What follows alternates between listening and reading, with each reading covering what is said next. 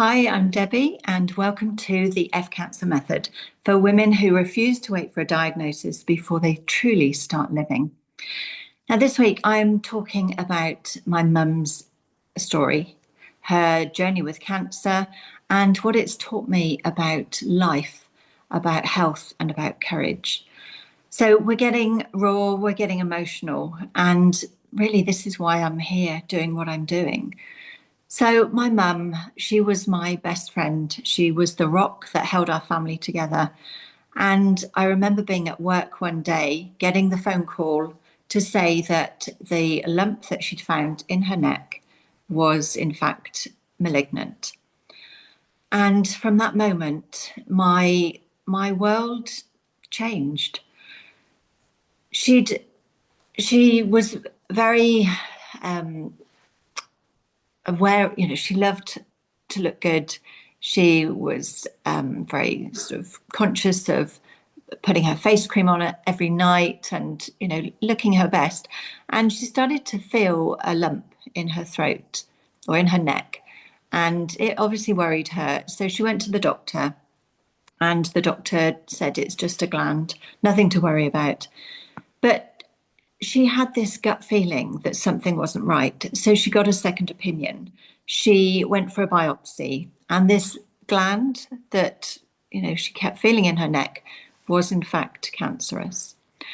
So our world turned upside down. This was, oh, 30 years ago. 30 years ago?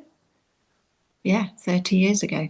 And, back then, cancer's always a scary thing. But back then, you straight away think, well, she's going to die. And that moment that I took that phone call and she told me it was malignant, it changed. It changed me. I started getting panic attacks, and the fear that was running through my body that I would potentially lose my mum. It was just unbearable. So my mum went through radiotherapy. She had to, I mean, if you're aware of radiotherapy, it burns. They call it the gift that keeps on giving. It was concentrated on her neck area to get rid of the cancer. And it resulted in burning her throat, this sensitive skin that is around the neck. She went through so many different processes because of the damage that the radiotherapy did. It burnt her vocal cords. She had no saliva. I mean, can you imagine? I woke up in the night the other night, and I'd obviously been breathing through my mouth, and my mouth was so dry. I had no saliva in my mouth, and it made me think about my poor mum because that was her reality. And she had, I remember, a spray bottle of artificial saliva that she had to spray into her mouth to lubricate her mouth. And if you've ever had a dry mouth, you'll know how uncomfortable that is. So she had treatment. She then had to have more surgery to reconstruct the vocal cords because they'd been destroyed by the radiotherapy. I remember going up to visit her in Lewisham Hospital. I can't remember how long she was there for, but she went through a lot, mainly as a result of the treatment to cure her of her cancer.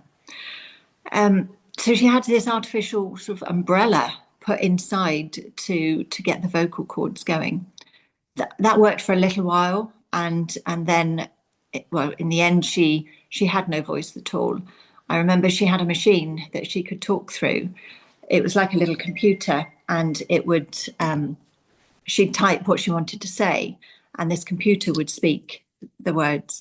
And my mum had a great sense of humour, and she would often make the machines say swear words, which would make us all laugh. But when I think about what she had to go through, it was life changing. It was life changing for her, and it was life changing for her family. It was really hard, very, very hard. And then she was able to eat But then as her throat got worse, she then had to move on to liquid foods, and she ended up having to feed herself through a tube in her stomach. She used to love her glass of wine, and she would often sort of pour wine into her tube. And she said she could still actually get that taste. I mean, looking back now, from what I know now, and this is where it has all changed. My journey as well. So watching her go through her cancer journey, she ended up, the cancer came back. She didn't tell us. She was a very private person when it came to her illness, and the cancer came back. And after a 20-year journey with cancer, the treatment, everything that came with it, she lost her life at the age of 66. And I have to say that after watching her go through such a lot of health challenges, by the time she peacefully passed away, it was actually quite a relief, because she was no longer having to suffer. And that's a hard thing for a daughter to accept, really, is the relief that your mum is dead. And yeah, that's hard to live with, but it comes from a place of love, knowing that she is no longer suffering.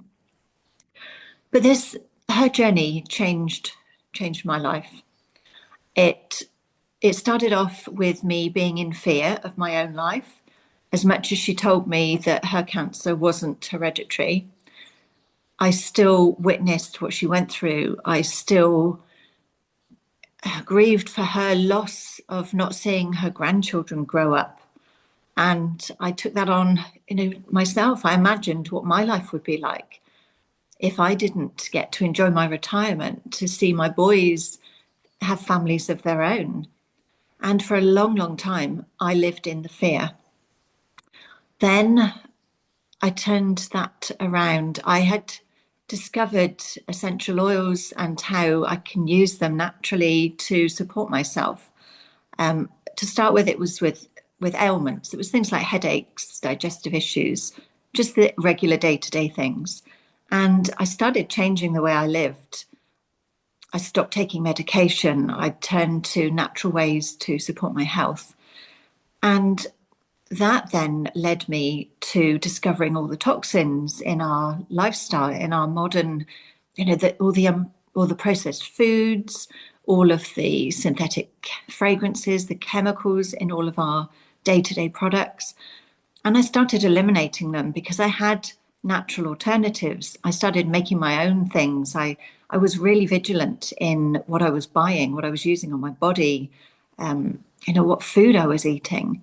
And I really turned my health around, so that I got to the stage where I wasn't getting any of the symptoms that I'd previously had. My body had no inflammation in it, which is a wonderful place to be. It also opened my eyes to how we can prevent illness, because when we're bombarding ourselves with all of these toxic products or these negative thoughts that are going around in our head, the fear that we carry in our body, that's all leading to inflammation. And that inflammation will lead to chronic illness. And we're talking cancer. So I began to sort of discover that if I get rid of all of these things from my life, then I'm reducing my chance of getting a cancer diagnosis. And then it dawned on me that it was only when I got to my 50s that I really discovered this sort of lifestyle. And, that's half of my life gone, if I'm lucky, because I certainly want to live to at least 100. And half of my life, I was totally unaware of the things that I was doing that could lead to a cancer diagnosis. And if I was like that, I'm damn sure there are so many other women in the world that are totally unaware of this too. So this is where the courage comes in, because nobody likes to talk about cancer. We think that if we talk about it, we'll make it a reality, and nobody wants to think of the end of their life. But we need to talk about it. We need to know that there are so many things that we can do in our everyday life that will help prevent us getting a diagnosis. So that's why I created the F Cancer method. That's why I get on here doing these videos, to bring that awareness to people. Because if we don't do something about it, then we are all going to get a diagnosis. Now, whether that's cancer, whether that's something else. But if we're not vigilant about what we're putting on our bodies, what we're putting in our bodies, what we're feeding our minds, then we are going to get sick. And this is why 1 in 2 of us are getting a cancer diagnosis, because it's our lifestyle. And that is why I'm here to pass that message on. It's why I work with women on a one-to-one basis. I have communities where I give education, because what's more important than our life? And that's an important message. So my mum, in what she went through, has given me the courage, the knowledge to stand up and shout to the world that we all need to hear this. We all need to know how to prevent a cancer diagnosis from robbing us of our future, of our precious time with our loved ones. So that's why I'm here. And if this resonates with you, then join my community. I have a Facebook community, the F Cancer Method.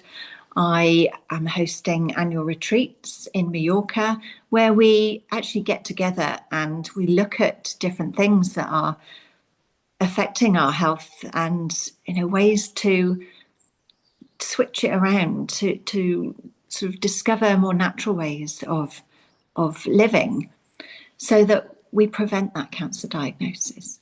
So if this speaks to you, or if you know any women that this message will help, then please do share. Thank you for listening. Bye for now.